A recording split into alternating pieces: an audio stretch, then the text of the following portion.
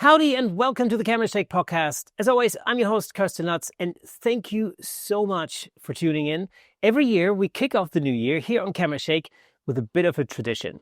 It's a special episode where we look ahead and ask one simple question. What's coming next in photography? Gear, creativity, business, trends, technology, and how all of that is shaping the way we work as photographers and filmmakers.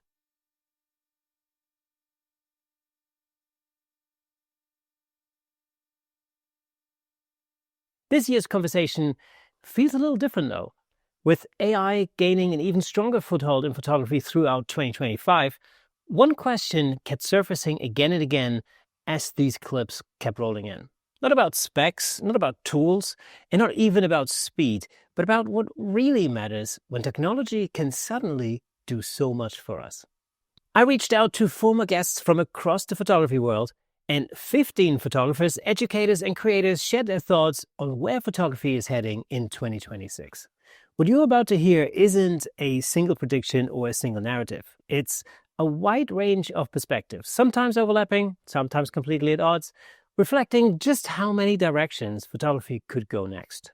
So rather than telling you what to think, why don't we dive right in? Let's start with Joe McNally, one of the most influential photographers of our time. Joe's career spans decades of iconic imagery, lighting mastery, and an ability to adapt as photography continues to evolve. Here's Joe McNally. Hello, Camera Shake, and hello to Kirsten. Many thanks for the invitation to chip in a few thoughts here as we turn the page into 26. We are seized in the photographic community by all sorts of, stuff, and a lot of it is very fast-paced, right? AI is on everybody's lips, and what impact that will have. Pictures that aren't real, pictures that have been substantially altered, pictures that are presented as pictures that aren't really a picture at all. They are a computer construction. The speed of the internet, the helter-skelter nature of, Instagram, looking at pictures a second at a time, almost like going to the movies, really. We flick through so many images, and it's all so quick. And I started to think about the permanence of the print for 26. It was prompted by receiving a gift. Vincent Versace, wonderful photographer, friend for many years. We finally exchanged prints after many years of threatening to do so. And he sent me this absolutely gorgeous print, handmade, platinum palladium. Gorgeous image. And I am reciprocating, of course. I'm going to wait now for the holiday mail rush to be over and ship it to him right after the first of the year. And I started to think about that. I thought, wow, if we all just kind of exchanged prints, or I know that sounds like a camp activity, we're not all going to do this, but there's honor in that. There's respect. There's permanence. The experience of looking at a wonderful print is so vastly different from the internet. You can dwell on things. You can ruminate, whether it's on the wall or printed beautifully, for instance, in a book or a portfolio, something like that. There's an element of stability, which I think we're all maybe searching for in this crazy, nutty business called photography. So in 26, I'm really going to concentrate on prints and the exchange thereof with people I know, people I respect. And we do some prints here in the studio, which occasionally people ring us up and say, hey, could I have that print, etc. And so we do that out of my studio. I have representation at the Monroe Gallery, which is where I do send all my fine art printing. And I just think I'm going to explore that more this year. It's always been kind of a bit of a minor player in the hectic nature of, traveling on the road, doing jobs, teaching workshops, etc. So that's my thought for 26. Celebrate the print. Celebrate the permanence of a real photograph. I think that would be wonderful. And Kirsten's going to put out a note, too. We've launched the site here at McNally Photography. It's called Better Pictures with Joe. Kirsten's going to put up the hot link. Check it out. And it's a community. It's thriving on a dynamic exchange of viewpoints. It's very real time. It's very responsive. It's not like going to a educational site and, putting in a quarter and getting a video. There's response there. I'm on the site all the time. I feedback, give advice, etc. It's called Better Pictures with Joe. And here's to a wonderful 2026 to everybody out there. Next up is Scott Kelby, author, educator, and a driving force behind photography education for decades. Scott has seen trends come and go, and he has a sharp eye on what actually sticks. Here's Scott Kelby. Okay, Kirsten, what do I think is going to be the most important thing in photography? What's going to matter most in photography in 2026? It's got to be AI. It's either going to be a massive rebellion against it, which I don't think that's going to be. I think there already is a rebellion going now. But I think what it is, I think next year is going to be the year of AI, and it's going to be the year that we kind of come to terms with it. We kind of come to grips with it.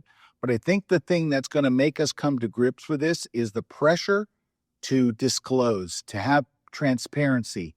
When you use AI, it's okay to use AI. We've been able to do stuff in Photoshop like AI does for years and years and years. Just disclose it. That's what I think the pressure is going to be this year, is for sites, for social media and stuff to tag things with AI to let you know what I'm seeing isn't real or what I'm seeing has been greatly enhanced. But I think there is an issue. So Adobe is leading this transparency thing, right? This thing where you can tag your images and say, hey, look, this was called content credentials, where you can say, look, this is what I did. But I feel that there is a problem with this thing. It says generative fill was used. Like it'll say you edited it, you cropped it, you did this, and then generative fill was used. What if I use generative fill to remove a dust spot in the corner of the image? What if I had to remove a beer can in the corner of my beautiful landscape? It just says generative fill was used. I didn't generate a background. I didn't put a moose on the hill that wasn't there. I didn't add a lighthouse, but the word is the same. So I think that some of this transparency stuff is going to have to get worked out in 2026. But I think if it does, if the buzzword for 2026 is transparency and AI, I think we'll have a boom in AI, right? And the AI that we're talking about, who's it really going to be used by? Really, mostly social media creators, content creators, people that used to buy stock photos. Instead of buying stock, they're just going to generate the things that they need. Is it going to be us? Am I going to be generating a bunch of stuff? No. Are you, Kirsten? No. Are the people that watch your podcast? Probably not a whole bunch of us. Most of us feel a little icky about adding stuff that wasn't there. So I think a lot of the AI revolution will happen outside of us, but we're going to see things online and we're going to go, oh, we need to know that was either fake or real. If it's fake, I can appreciate it. I can look at that and go, wow, they did that with text prompts. They just texted and it looks like that. I can appreciate it. I can go, wow, that's kind of amazing. I'm glad they told me it wasn't a photo. So I think one way or the other, 2026 is going to wind up being the year of AI. I hope it goes towards the transparency and letting everybody know, and that we as a photographic group decide to really disclose it. And I think I'd like to see Adobe do a better job of inside their content credentials, telling when a background was generated or when it was something small that was removed. Because that's what I generally use generative anything for in Photoshop, is to remove some distracting thing that I could remove for 30 years. The clone tool's been in Photoshop for over 30 years. I could remove telephone wires. I could remove a fence post. I could remove a beer can. I've been able to do that for 30 years.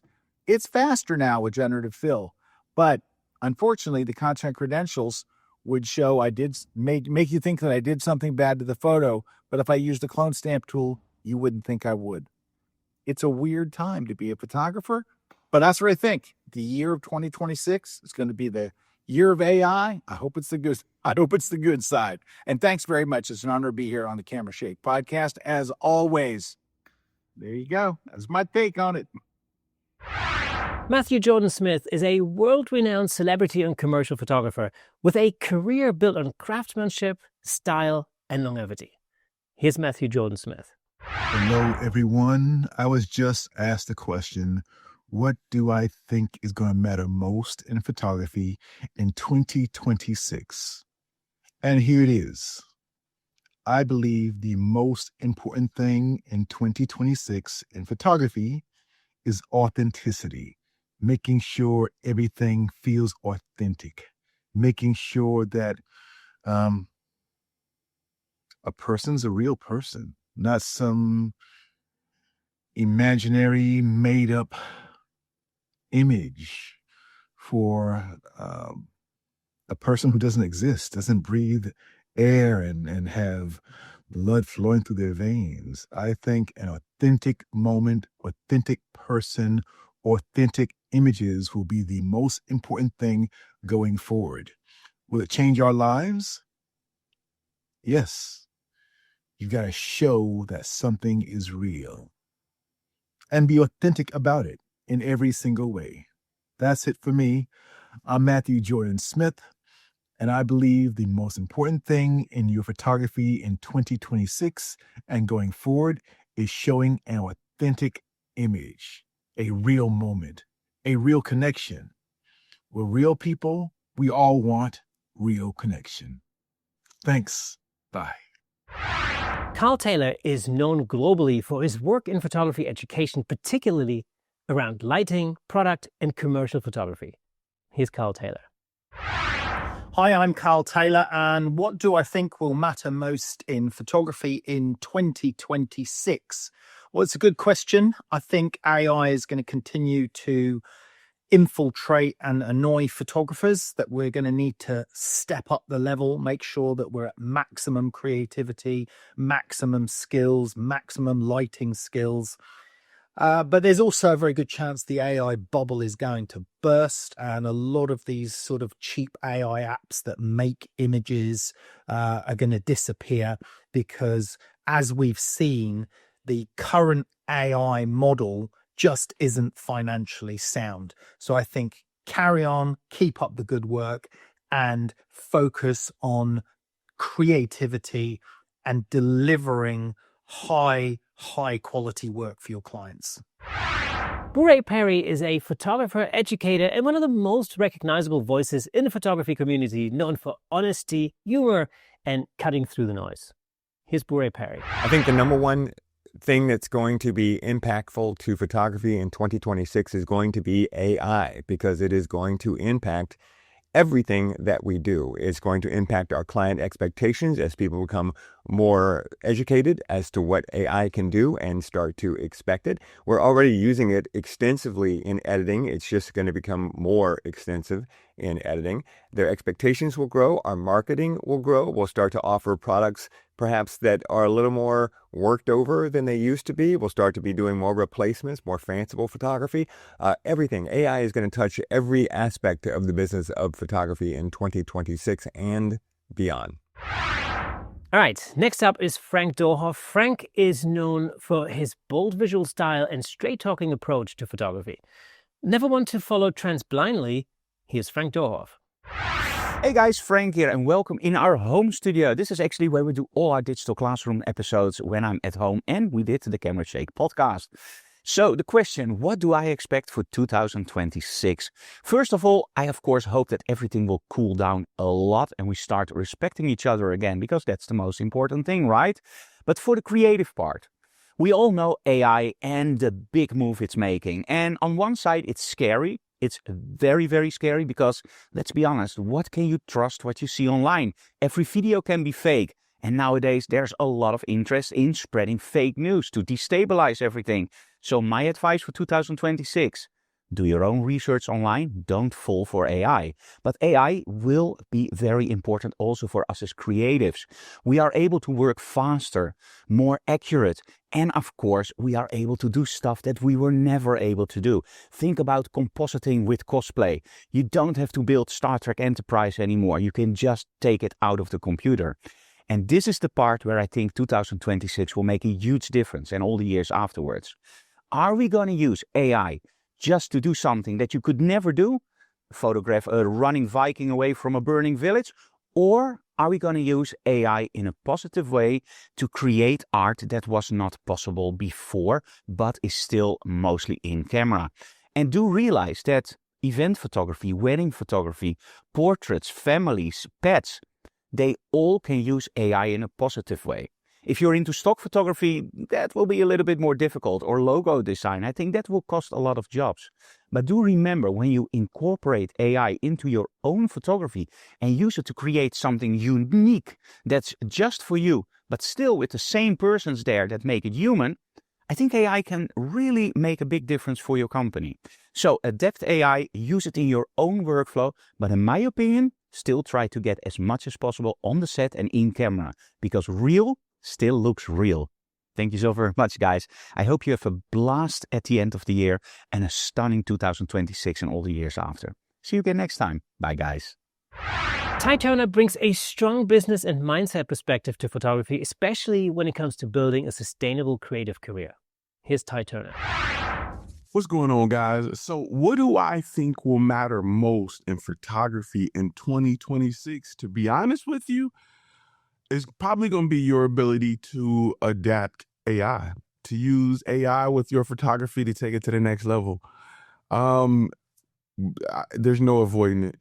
It needs to be your bionic arm to help you, you know what I'm saying, fight off evil. It needs to be your Iron Man suit. You cannot go to battle without using AI these days. And I'm one of the ones who embrace it, who love it, who is using it for its advantages. And I like to stay ahead of it so I can do things with it that other people don't quite understand yet. So, and that allowed me to charge more, just FYI. So I think in 2026, what will matter most is your ability to use AI on top of your photography skills, your ability to write prompts and describe changes and things like that to enhance your photo in ways that you weren't able to just a few years ago. So if you ask me, that's what I think matters most in 2026 when it comes to photography. Next up is my buddy Steve Brazel. Steve is the host of the Behind the Shot podcast, of course, and a long-standing voice in photography education. His contribution goes a little deeper and is well worth your time. Here's Steve Brazel. Hey, Kirsten, how you doing, man? This is a great way to end the year and start a new one, and a great question, too.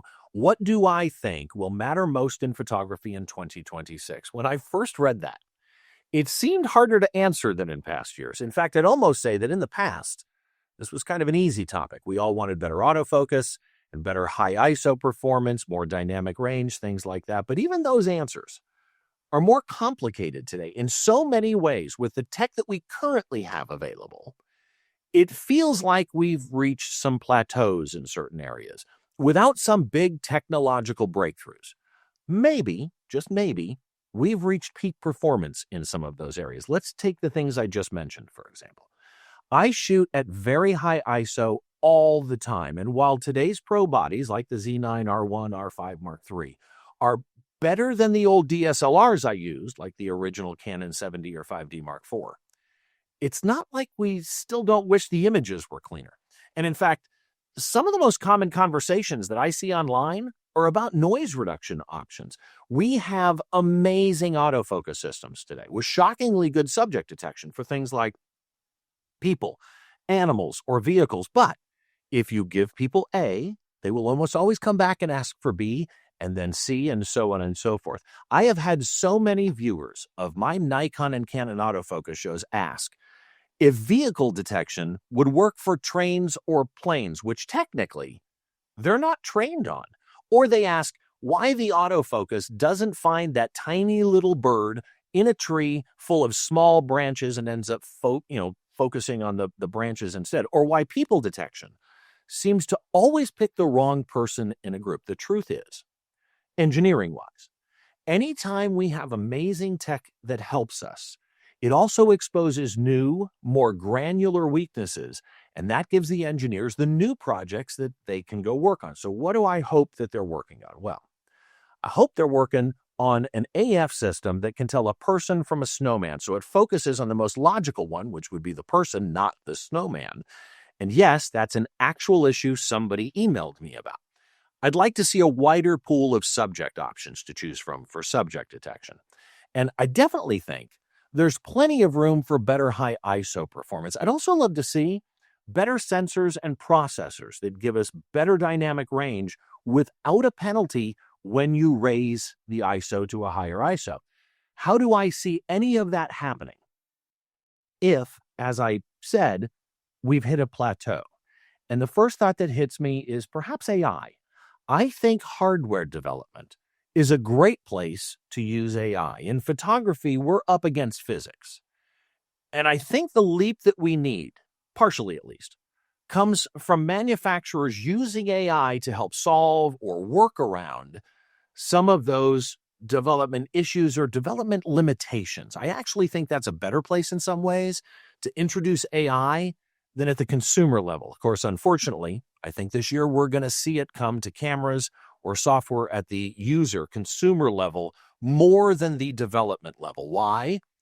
Because marketing teams tend to have a lot of influence even when they shouldn't. And I'm not saying that's necessarily bad. I mean, AI masks have been a huge boost in the post-production space, both for stills and video. But I want radically better gear, better hardware in the long run. And speaking of post-production, I do think we will see more competition in the automated AI editing and culling space. Apps like Avoto will get better. Adobe apps will get better. And there's a huge window here for startups that might compete with these bigger companies. I do think all of this AI talk from the marketing teams will have a big effect on client relations too. We all see the term AI tossed around everywhere in our daily lives. And that will create new and unique expectations in our customers that in some way we're going to have to live up to for good or bad. One other issue is that we'll have to compete with AI. People can generate photorealistic images with tools like Gemini, Midjourney, ChatGPT, etc. Do I think they will replace us as creatives? No, I don't think that, at least not for now or not this year. But they're getting better very, very quickly. You don't tend to see 6 fingers on a hand as often anymore. And getting a new client is going to require we sell the advantages of working with an actual human creative. The ability to adapt and create collaborative projects that are tailored to the client. That is still valuable to most clients. We're going to need to understand that for some things, those AI tools may be faster or more flexible for some projects. We can be that conduit, right? We can adapt and understand the areas where those work and the areas where maybe those tools don't work as well. We can adjust our marketing to bypass that issue, at least to a point, to better serve our clients. Let's be clear. Nobody is having AI shoot their wedding or shoot a concert for a media outlet, newspaper, magazine, or editorial coverage. I also think that clients are going to be wanting both stills and video at a more prominent level. They already do, but I think that is going to increase a lot. For many clients, they're going to understand that seeing something as a frozen moment in time versus seeing things that are in motion are two separate, unique skill sets. They will hire two people, still and video. But for smaller clients, based on budget, they're going to want hybrid shooters. And if you're not willing to expand the services that you offer your clients, you could be in for a fairly quick and rude awakening. And lastly, I want to touch on trends, which to me at least can also be used as crutches. In a world where everyone and their neighbor can get a camera and call themselves a professional photographer, I think we're going to see people adopt some trends and they won't all be good. I'm not going to call out any of those trends here because I don't want to start my new year with all the hate mail. I do have some in my mind in my particular genre of photography, but I'm not going to go into that here. I think it's very important to ask yourself, though, if you're looking at a trend and thinking of expanding into trying those tricks, as it were, ask yourself, is this trend client or industry driven? I think that is absolutely critical. Customers can be swayed by trends wherever they originate, right? But following what other creatives do just to feel current means you're chasing creativity, not following your own creative eye or not following the needs of the market, which is really what you should be doing. I think we're in for a really good 2026. Thanks again for having me, Kirsten. I really appreciate it, as always. And I hope everyone has a great new year.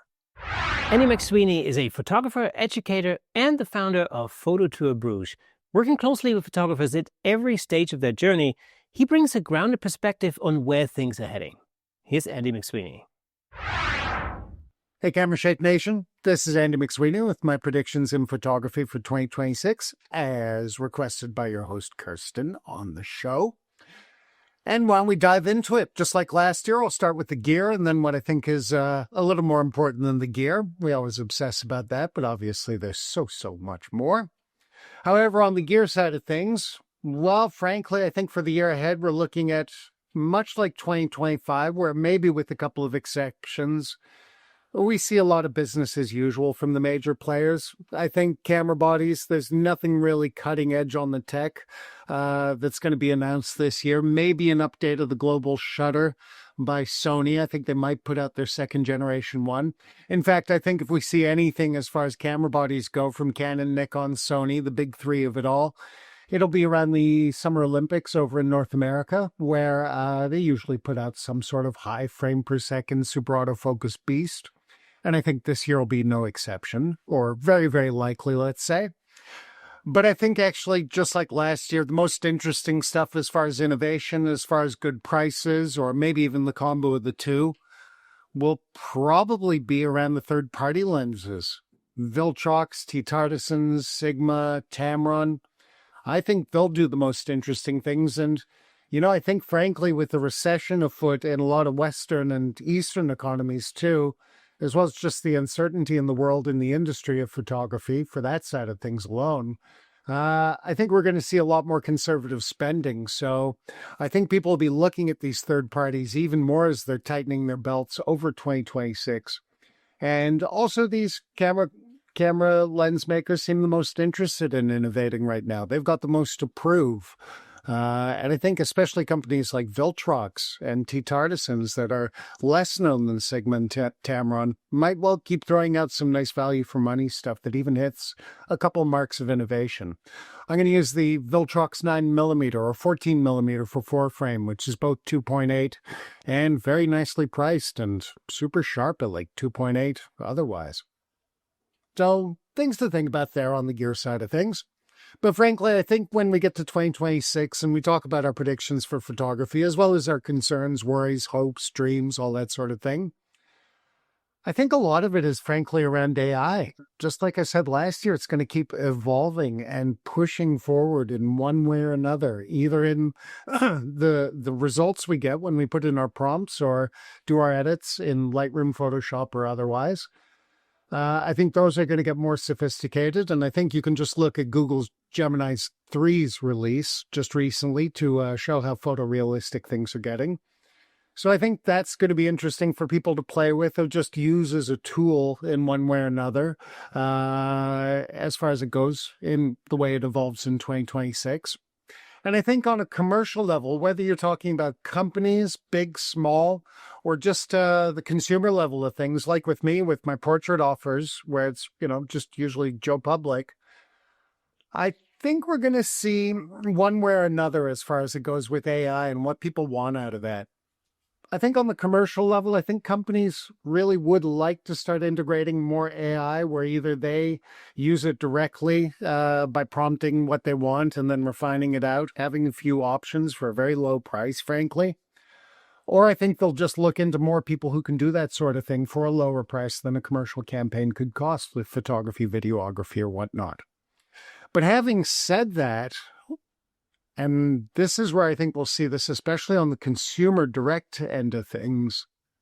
I think because of AI and still a lot of people wary of it or it not being a publicly popular thing to really use for proper photography, quote unquote, I think we'll actually see a lot of return to authenticity and people demanding non-AI results and companies being nervous to put out AI campaigns in case it blows up in their face like Coca-Cola's Christmas campaign just recently.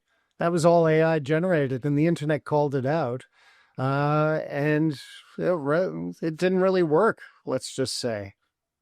So I think companies will be experimenting a little bit over 2026, but I think they'll still be weary. And I think that's a good thing because we're already going through enough reality distortion with all the AI slop popping up on our social media. Oh, and by the way, I think we'll get to social media in a second, but I actually think on the consumer level, this will also mean an extra authenticity request when people are looking for their photographers.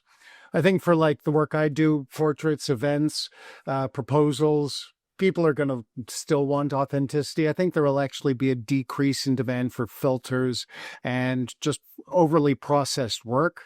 Because I think people are going to want to sort of have that signature of authenticity where it looks a lot like what the human eye saw without that reality distortion that even filtering can add through. And I think on, the working side of things, as photographers taking this stuff, we're just going to see continued evolution in the tools in Lightroom, Photoshop, otherwise for denoising, for removing polls, people in those proposals, those engagements, those whatever moments that we're catching. So interesting there, and I think the balance will be on just basically keeping it real in one way or another. But I think also people are going to be screwing around with AI. I even delivered a set of proposal photos that the guy did it by the Christmas tree on the Berg here in Bruges, but the Christmas tree wasn't lit up because it was first thing in the morning. I delivered them as they are. I lit the tree a little bit as far as the brightness, but then he wrote me back, and it was cool and everything, but he had asked ChatGPT just to add some Christmas lights. It did, even the reflections on the cobblestones. So I think people will be playing with that, and, there's just fair play if you use it as a tool, and I think if there's still creative intent in one way or another, whatever floats your boat. What I do think will be interesting as far as AI also is, as I mentioned, social media, because frankly, and there's hard data backing this up, social media is a bit of a mess right now. I mean, there's AI slop, whether it's text, whether it's photo, whether it's video. That's filling up the feed, the algorithm, and everything that gets presented to you every time you go to Instagram, Facebook, TikTok, whatever else. And that's always been kind of the deal where the algorithm's pushing you towards what they think will keep your eyeballs on the thing the most. Remember, it is working just like gambling or drugs or whatever else. But I think with this current cycle of the algorithm and AI slop and everything taking over, well, the data suggests that a lot of people are turning off social media, which actually as a human I think is a really good thing. But basically that's going to make it harder, next to fighting that AI slop just for visibility in the algorithm, for creators to actually get their work out, because people are not only not seeing your work when they're on there, but they are going on social media less. And I think that changes the dynamic quite a bit. So I think creatives, in a way, might actually have to start looking local in the way that they advertise a little more directly. Doesn't necessarily have to be real world, like I did for my release, the release of my book recently, where I printed up free bookmark flyers that I left in all the cafes trying to market to the locals. But I do think we're going to see an uptick in some sort of real world advertising a little bit more, or just being more authentic online, less chopped video takes and more live streaming, more authenticity, showing those mistakes instead of hiding them. So with all that done, have an excellent 2026. Thanks, Kirsten, for asking me to do this, and hope it comes in handy. Take care, everyone. Bye-bye. Troy Miller is known for his energetic, no-nonsense approach to photography and education, and for challenging assumptions. Here's Troy Miller. Hey everyone, big thank you to Kirsten for putting this together and for his Camera Shake podcast. I think it's wonderful. It is something that we desperately need in this space, is quality content by someone who cares. So let me just say that right up front. Thank you. For me, having been a full-time professional photographer for 35 years and making that my full-time job, I have a lot of thoughts on a lot of things in the photography industry. But I think what matters to me most, and what I see going forward as I mentor new photographers coming into this industry, is that there is this challenge where there is a belief in a process without experience, and that's just a borrowed opinion. And what I mean by that is that so many people try to learn from the internet and never put the time in to actually learn the skill, if you will. So that's my big challenge. So before I go any further, let me just say that this is just my opinion. And after being in this industry for a super long time, it's still just my opinion. And although I've got a lifetime of experience, sure, by no means is that absolute. And everybody's opinion, everything deserves a massive amount of scrutiny for anything, for whatever it is. So take that into consideration as I share my thoughts with you. Now, excuse me if I do read a little bit. I want to make sure that I was concise, but I do have some notes, and that will kind of help me going. So to give you a little bit of history with me is, I started with Hasselblad. I shot 2.25 film. Then I moved on to 35 millimeter film for weddings and portraits and corporate. And then I moved into digital. So I saw a lot of transitions. I also saw, the market in 2004 and 2008 and struggled through all those challenges. So I've seen some things in our industry, and I've made more mistakes and earned more scars in experience than probably anybody needs to know. And when it comes to opinions, you know what people say about opinions. So consider that. I feel right now more than any other time in my career that we have access to so many opinions with so little actual knowledge. And that's my fear, right? Everyone is seeking knowledge, and it's overwhelming. There's no shortage of an opinion on what gear to buy, or what makes a good image, or what software is best, or, what is right, what is good. And I can tell you, and it's a bold statement, but all of it is wrong. It's all wrong because there is no one size fits all. The gear, the style, the software, the technique, it is absolutely unique to you. And the real challenge is finding what you need and not becoming a clone of someone else. Now, I don't want to talk bad or pick on, the community that shares a lot of their knowledge and experience, but it is overwhelming. As someone who's a chronic creative and a constant entrepreneur, I'm constantly trying to learn new things. And a few of my passions is guitar playing. I do a lot of woodworking. I'm a ceramicist. I do a lot of pottery. I do a lot of steel fabrication, welding, things like that. Like somewhere back there's an anvil, I don't know.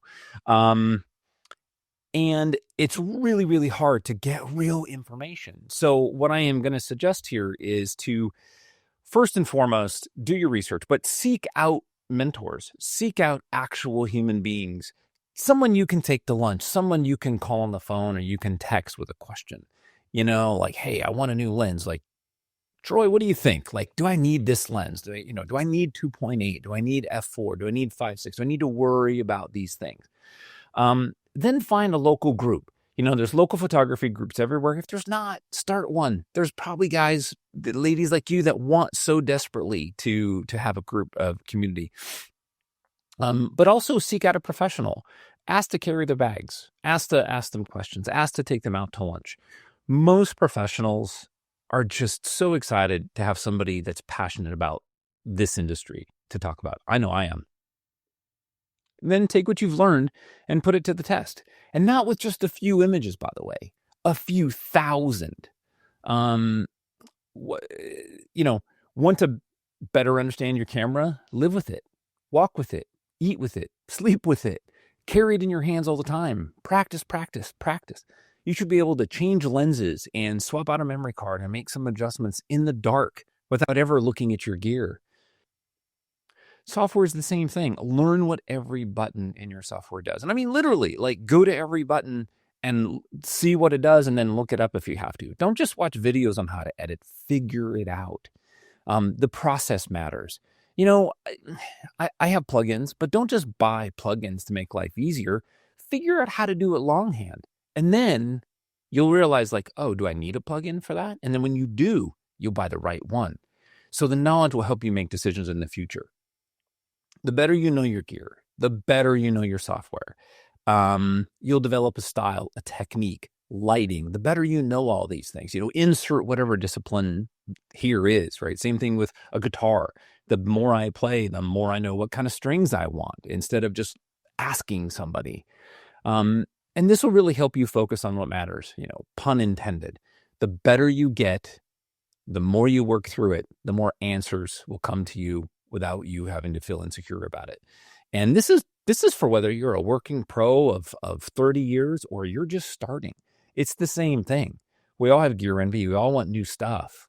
And that's fine. But the more you know, the more you understand whether or not you need that piece of equipment.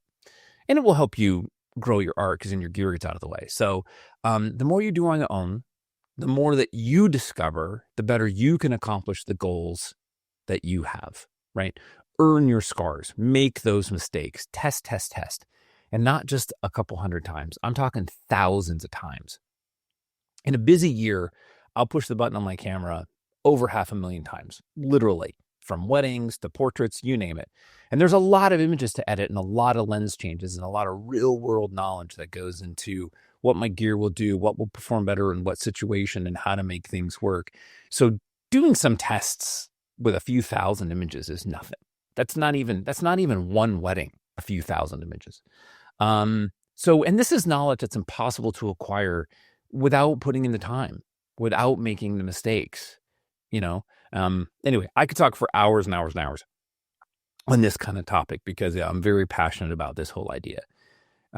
What this really comes down to, and this little saying I put together, is everyone's got an opinion about photography, but opinions are cheap. It's the scars that you collect along the way, the cost that cost you something. They're earned through late nights, difficult conversations, and moments where you had to deliver no matter what. The scars are what separate someone who's done the work from someone who's just done the talking. And that may not be you. That may not be most of the people you know. But we all know that when we try to learn, we sit down, we hunt, we fish, we seek out information, and then we sort of adopt that as our own. And what we need to do is we need to test that. Once you've learned and put in your 10,000 hours, if you will, be sure to be a mentor for someone else, because photography, although it seems easy on the surface, it's really difficult. It's a real challenge because you have this mechanical challenge where you have to run your camera, figure out your lenses, figure out shutter speeds, and then it's the artistic side. Like, how do I get this thing to look the way I want? How do I get it to be ethereal, or how do I get it to be dreamy, or how do I create fog or backgrounds? There's so many aspects, and it's so hard. So, take your time, learn, experiment, get together with other people, and then mentor. As you learn, mentor. Don't hold that knowledge. This might all feel a bit too philosophical, but my hope is that it inspires you to learn on your own and the hard way. Once you put in the time and gain the experience, you will never ask what lens is best, which software you need. You'll know because you put in the time. And you've made the mistakes and you've missed the shots and you've earned those scars. You will have a clear understanding of how to do better and what you need to get there. And you can help others do that too. Also keep in mind that there's no best anything. There's no best camera. There's no best software. There's no best lights. There's no anything, right? A professional shooting with crappy gear will always do better than an amateur with the best gear. So don't get hung up on that, right? Use the gear you have, master it. Use the software you have, master it. Use the skills that you learn from, watching this podcast. Master those, then go on to the next thing. Don't worry that you're missing out. You're not missing out. If you're creating images that make you happy, that your clients are buying, the rest of the industry's opinion makes no difference whatsoever. Now, imagine as your skills improve, how much better those professional tools will be in your hands, right? So just keep that in mind. Don't get stuck on that. So my suggestion is get out there, shoot, create, take a walk, live with your camera, live with your software, journal your ideas, write it down, do it the hard way, and then use all of the internet and YouTube and all of the videos and the great podcasts that are out there. Use those to add and to build up what you already feel and what you already know and what your goal is. Don't worry about other people's opinions too. And one thing that I'll add, wasn't even in my notes, is if you can find yourself a group, an organization like a PPA, which is Professional Photographers of America, I'm sure there's others around the world, enter competitions. if you can find local groups, and I'm not talking about like magazine competitions where you submit your images. I'm talking about local groups where other photographers, your peers, are judging your images and giving you a score. It's hard. It requires a thick skin. It's painful. And yes, it doesn't always relate to your work. However, it is an amazing, amazing photographic journey to learn. And that's not software. That's not a thing you buy. That's not a download. That's not a subscription. That's just you taking your work, editing it to the best of your ability, and submitting it for someone to critique. Because everybody that looks at your work critiques it anyway. You might as well have somebody who cares about you and gives you feedback. So anyway, thanks again, Kirsten. I appreciate it so much that you have invited me to share this video. For all of you that watch the Camera Shake podcast, thanks for being here and hope to see you guys next year.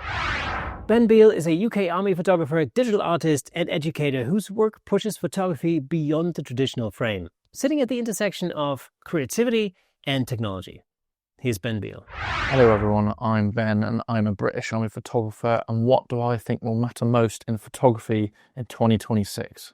Well, I think that gear, dare I say it, not that I'm out of the loop, but dare I say it, gear won't matter too much because we already have some pretty special cameras, and I'd say things are getting fairly stagnant in the gear space unless anything's going to become extreme. But I do think good things with gear should be internal storage for cameras like the Hasselblad. But one of the most important things that will matter most is definitely AI. AI is a sleeping giant for those that aren't using it. It seems to be on every name of any new thing. We've got the AI this and the AI that. But artificial general intelligence and the way that AI will change marketing, it will change the way that algorithms are established, it's going to change the way that people brand their websites, it's going to change the way that people have workflows, it's going to change the way, it's going to lower the cost of things through AI, of automating. And if you're not using AI in amongst your workflow, then I think you're going to lose out. I think it's going to be the big switch between when you had wet film and digital film, and nobody saw it coming. People just thought it was a new thing. And then also along with electric cars versus ICE cars, I think AI is going to be the sleeping giant. It's going to come so fast you're just not going to know what's happened unless you're on the cusp yourself of riding the wave of AI. James Musselwhite brings a thoughtful, craft-focused approach to photography with an emphasis on intention and storytelling. Here's James Musselwhite. Hello Kirsten, James here from the No Fuss Muss YouTube photography channel, and in answer to your question, what's going to matter most in the photography world in 2026? Marketing, pricing, client expectations, those things have been valuable for decades in the professional photography world. Gear is always going to come out. Camera brands are always going to compete with each other and compete with themselves to bring out as many new bodies as possible. But in this 2026 world, I believe the most important thing that's going to matter in the photography world is trust and authenticity. Authenticity and trust. And you can look no further than the Vanity Fair shoot from Christopher Anderson of White House representatives and staffers. It's created a lot of interest online, with people discussing and drawing their own conclusions as to what to take away from those images, what it makes them feel about the people in those images and the White House itself as an organization, and what it says about Vanity Fair and the photographer. AI trends are going to continue to develop, but ultimately they're just that. They're just trends. They're disposable pieces of content. Once someone does something like putting yourself in the position to be an action figure that you might see on a shelf, or doing one of those videos where you walk around different movie sets and it's just you on a selfie stick, you realize that just like the Wizard of Oz, when you peek behind the curtain, it's just a series of prompts, it's just a series of words, it's just a series of pixels of things that never happen. Photography will always have in its armory believability, authenticity, and trust. And when you continue to capture real moments that make people feel real emotions and get people to discuss things that are genuine, authentic, and real, that's when you can really key in to making people feel things about your work. And that's what makes it timeless. Thank you for everything you do in the photography community. I hope you have a wonderful 2026. Lenworth Johnson is a photographer and creative whose work in teaching emphasizes vision, discipline, and purpose. Here's Lenworth Johnson. So the question is, what do I think will matter most in photography for 2026? And I strongly believe that clients will matter most because they're the ones who are spending the money and they won't care about the specs or the gear we're using to create those images. Their only care will be about results. And that means the focus will be on, the creative storytelling, consistent lighting, and having a genuine eye for that connection. So if your images don't move people or inspire action, or elevating their brand, it won't matter what camera you're using. Now let's talk about the trends that are going to be trending for 2026. I believe that AI will continue to make waves in 2026. The photographers who get ahead in 2026 will be the ones who use AI to free up time, create better content, market smarter, and build a deeper relationships with their clients. The bottom line isn't about gear. It's about results, not the tools. It's about the vision. So if you master that, then 2026 will be wide open for creative freedom. Bob Coates has decades of experience across commercial, fine art, and photography education, giving him a unique long-term perspective. Here's Bob Coates. Hey, Camera Shake folks. Kirsten asked me to give you a couple of thoughts that I might have for the coming year for photography and videography. I think that's jumping more and more into photographers' wheelhouses. I think gear is getting smaller, lighter, easier to work with. Look at my new microphone system that I just reviewed for Ulanzi. This is a mini mic. This thing is a complete microphone wireless system with 2 microphones, a receiver, and this is a charging case too. So that gives you an idea. Oh, and this is the easiest microphone system I've ever worked with. It has AI noise reduction. It, you just plug it in and play. Who would have thought? I mean, most of the microphone systems that I've played with over the time, you had lights blinking and you had to make things match up. In the photography world, man, there's things we got to watch for in the AI world. I keep, flagging things as no when it's definitely AI. It's just such a strange thing where so much, good art has been scrubbed from the world and nobody getting paid for it. I'm not a fan of that. Now, some parts of AI, I have no problem with, like the AI is getting better and better in helping you make selections and clean up some things like dust spots and stuff like that. And that's only going to get better and better. And that's AI, but that's from a learning system. And I have no problem with that. So, what else is going to be happening? I don't know. Should you be asking me that question? I really enjoy the night sky, and probably one more place where technology is really going to come in there. I was never, ever going to look into the astrophotography part. I teach Milky Way classes and night sky classes here in Sedona, but I was never going to go into the deep space stuff because of the expense of telescopes and having to track and find your targets and things. That's gotten easier as well. I have a little S50 from C-Star, and basically I look at my app on my phone and I say, you know what, let's look at M50, which is our M42, which is in the Orion belt, and it's, the different nebula and star fields and everything that's up there. And all you do is you dial it in and say, go find this. And it goes, and it's getting better and easier. When I first bought it, it was only HD, and now it's 4K, and that's the same machine. They're doing some, the technology again, being able to really push the pixels around and blend them really changes the world. There's, because now I'm looking into the night sky, and I'm looking at Orion's belt and seeing all these different formations from deep space. It's some pretty cool stuff. I don't know. Put your seatbelts on. It's time to head into 2026 for photography and videography. Hope this was helpful. Have a good one. And finally, the other Bob Pierce, who brings a reflective and thoughtful voice to this conversation. Here's Bob Pierce. 2026, right around the corner.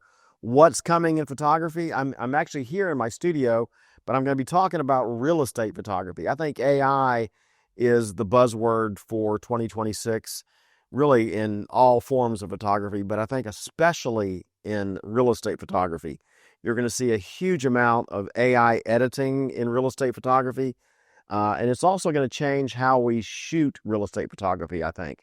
You're going to see a lot more options as far as shooting it with iPhones, which I kind of hate, but it's just the reality of it, I'm afraid.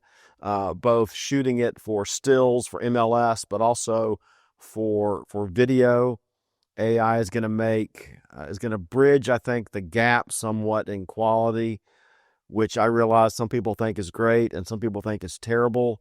Some of you guys may think I'm wrong. We'll see. I've been doing real estate photography for about 12 years, and I just think we're going to see a huge change in how things are done as far as editing, as far as shooting. Either way, I hope everybody has a great 2026, and keep shooting. So there you have it, folks. 15 voices, 15 perspectives, and a fascinating snapshot of photography as we head into 2026. Technology, and AI in particular, is now so deeply embedded in how many of us shoot, edit, and deliver our work. That much is undeniable. But what's really striking is what happens alongside that. As the tools become faster, more powerful, and more automated, many photographers are doubling down on the things technology can't replicate. Intent, taste, judgment, connection, and trust, and ultimately, authenticity. Not as a buzzword, but as a differentiator. Not just how images are made, but why they're made and who they're for. Now, I'd love to hear from you. What do you think 2026 will bring for photography? Are you embracing new tools, pushing back against them, or finding your own balance somewhere in between? Let me know in the comments. And if you enjoyed this episode, make sure you subscribe to the Camera Shake podcast on YouTube or your favorite podcast platform, of course, so you don't miss what's coming next. A huge thank you to everyone who contributed to this episode. And thank you for watching and listening. As always, I'm Kirsten Nuts. This is the Camera Shake podcast. Have a fantastic 2026. And as always, I'll see you next Thursday. And if you get a chance, check out our new Camera Shake merch over on camerashakepodcast.com. Just click the merch button and you'll see it there. See you next Thursday.